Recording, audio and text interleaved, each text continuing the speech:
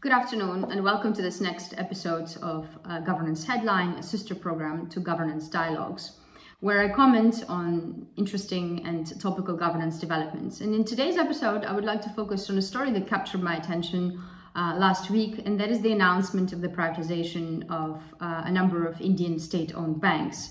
As that story has been discussed for many years prior without any decision being taken, and we've heard that last week a decision was taken to privatize two of the India's state-owned lenders, which essentially undoes or reverses the policy decision that was initially undertaken in 1969 by the Indian Prime Minister at the time, Indira Gandhi, who had nationalized 14 of India's lenders.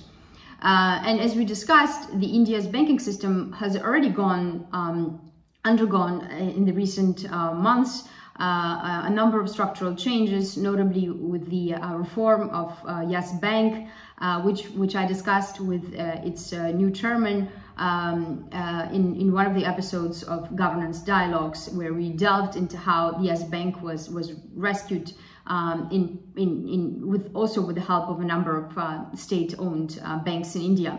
So quite a number of changes are currently ongoing in India's banking sector.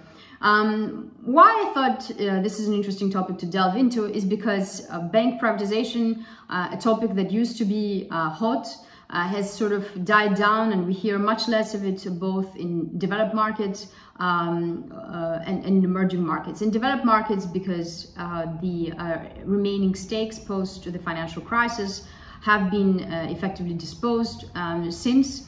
And in developing markets, this is a topic that was considered very actively, or privatization of banks, in a number of countries where I've, for example, had the pleasure to work, such as Egypt, for instance, where some stakes have effectively been divested through the capital markets, but a number of other banks have finally been kept under full or partial state ownership. So I think it's interesting that India is taking forward this step, and indeed it's somewhat of a continuation of a previous story whereby China and India have been, in fact, sort of the most active privatizers in the banking space, and notably in China since 2000, when the government had adopted adopted the vision that it would privatize the big four, which is the Commercial Bank of China, the China Bank, and a few others in large privatization transactions. So I think the question with this India story is, what does it mean for the country, and what does it mean for privatization and bank privatization more generally? And to answer that, we have to necessarily look at bank privatization and its consequences prior to this particular episode. And there, I think there are, of course, differences in the literature and the research, extensive research that's been carried out by the World Bank, the IMF, but also many other organizations in the specific space.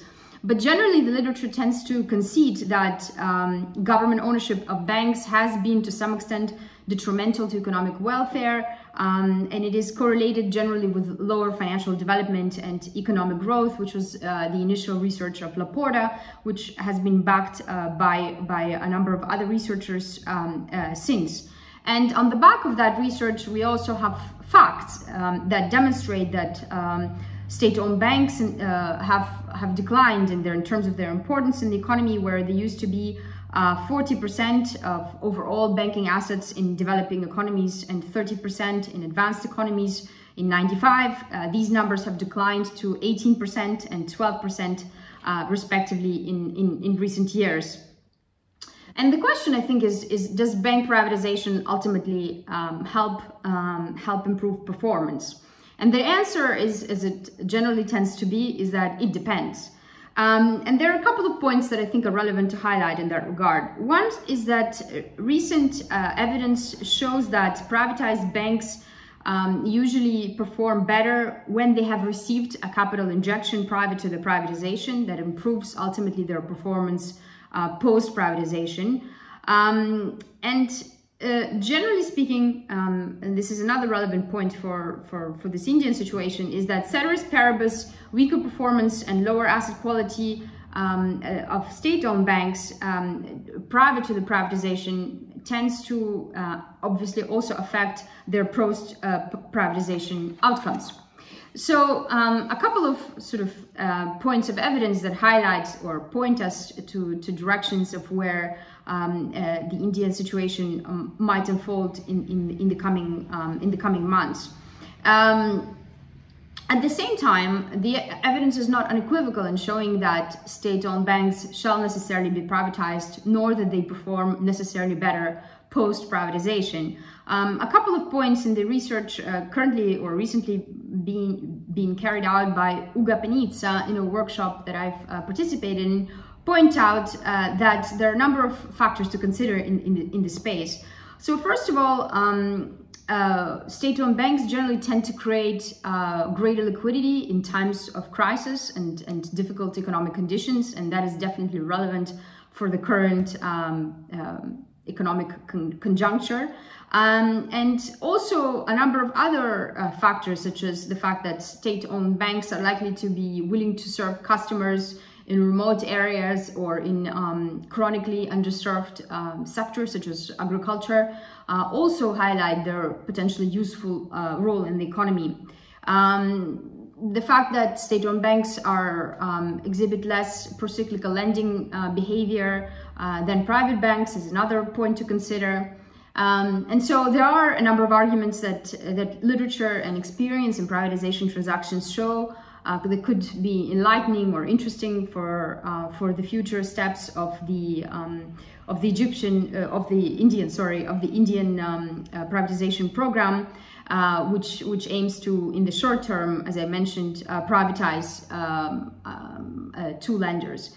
But one final point I would like to make is that the structure of privatization transactions in the banking sector has also changed over the last few years. And there we've seen a decline in the percentage of banks that have been privatized. So from above 20% to just over 10% in terms of the initial privatization slice.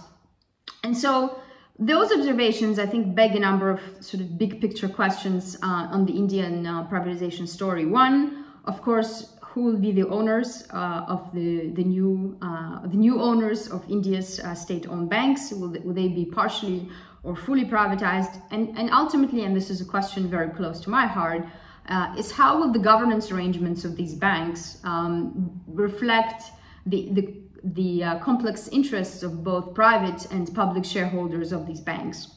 So with those big picture questions, I'd like to leave you to reflect on those, and we will be considering and discussing India's privatization with a number of thought leaders on both governance headlines and governance dialogues. Thank you for tuning in, and look forward to having you join in future episodes.